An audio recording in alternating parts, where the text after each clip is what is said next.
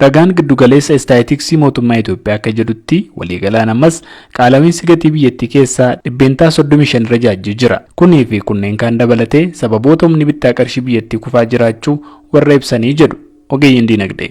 Dr. Ittaanaa Ayyaruu Yuunivarsiitii Adaamaatti barsiisaa barnoota diinagdeeti.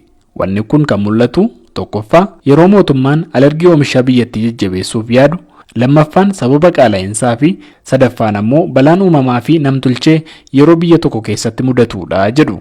Haala biyya keenyaa ilaalle tokko isaa qofaan utuu hin ta'in sadansaa kanatu wanta fide mootummaan illee harka mootummaallee keessa akka jiru maaliin baruu dandeenyu jette doolaara 30 wayitii kaasee gara 50 akkatti divaaluutii godhee fuudhee deema. Yoo divaaluutii ta'u maal jechuudha? Qarshiin keenya waan tokko bituu hin danda'u laafaa jira jechuudha. Qodaan tokko doolaara tokko wanta bittu waggaa lama dura birrii 30 bitaa amma garuu meeqa 52 kaffaluuf qabda meeshaa sana argachuuf illee.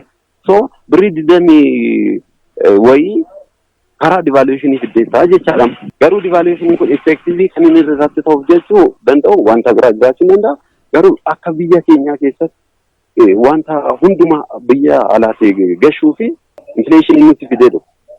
Inflation ida lammaffaan production baay'ee hin jiru maqaa kanaaf. Sadaffaan kan sunillee natural resource disaster yoo fudhanne biyya kana keessa drought hin jira. Oraansa ture kana yaadatta gara lixaa kana jira gana walii kana jira. Wanta achi keessa production dhaabachaa jiran. Wanta biyya kana keessa tokkittiin dhufe jennee dubbachuu hin dandeenyu. Sadansaa kun combined godheeti aggravate godhe. Haalli kun garuu jiraattota biyyaatii fi diinagdee biyyaas baay'ee miidha. Akka ogeessi diinagdee kun jedhanitti. Dhiibbanni qabu amma especially demmoo fixed income warra argatu kana yoo income keessa inflation sana wajjin on demmoo gatii wanni kan nuuru jiraataa kana wajjin change ta'e wanta ati nyaattu amma sanaan gad hir'isuu qabda jechuudha. Saving godhadhanaa jettee saving goota baankii keessatti saving gochuu dandeessa. Baankii keessatti saving goota jechuun har'a birrii % 7 kaffala baankiin waladii. Kun immoo gatii guddachaa jiru wajjin yoo ilaalte inflation kan inni guddachaa jiru 35 32 garuu kan si kaffalamu %7 negative keessa jirtaa jechuudha. Maqaa kanaaf maal gochuuf qabda?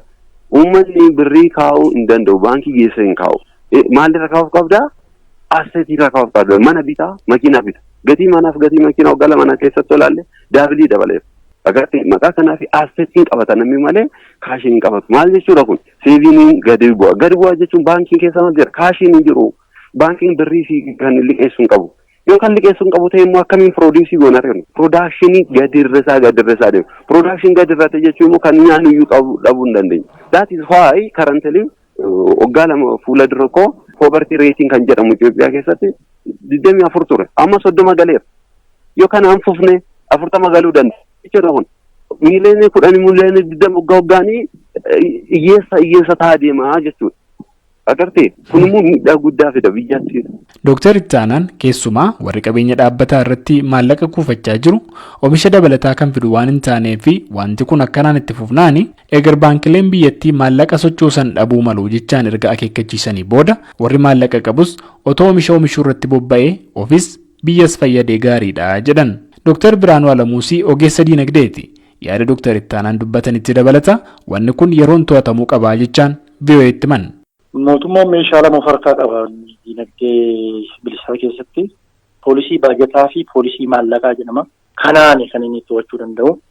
Uumamumaan gatiin dabalaatuma deema.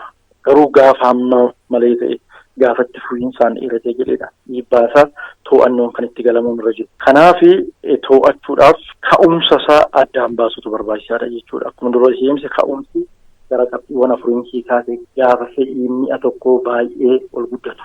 Gaabbiin dhiyeessii fi fedhii baay'ee bal'aa gaafa ta'u. Ummanni isa kanaa maal inni gaafa akkas ta'u oomishaa fi oomishtummaa ol guddisuutu akka furmaataa ta'uu danda'a jechuudha. Kan biraa immoo galtee oomishaalee biyya alaa keessaa biyya keessatti bakka buusuu daldala seeraan alaa to'achuu sun baay'ee barbaachisaadha.